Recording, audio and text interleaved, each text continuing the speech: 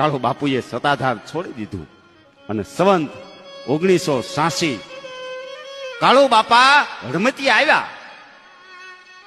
જેવું મુનિ બાપાનું જીવન હતું એ જ પ્રમાણે ભજન ભોજન અને ભક્તિનો મહિમા વધારી અને જીવન જીવવા લાગ્યા. ગોહિલવાડની ધરતીને ધન્ય બનાવી. ચારે દિશાઓ બાપાના નામથી ગાજી ઉઠી. અમુક વર્ષો જતા કાળો બાપુએ મૌન ધારણ કર્યું અને આજે 20 વર્ષના વાણા વાઈ ગયા પણ બોલતા નથી. પોતે મૌન રહી બીજાને બોલાવે ઈ સંત. પોતે કંતાણ પહેરી બીજાને હારું પહેરાવે ઈ સંત. પોતે ભૂખ્યા રહી અને બીજાને ખવડાવે ઈ સંત. પોતે હુવે નહીં અને બીજાને સુવરાવે ઈ સંત.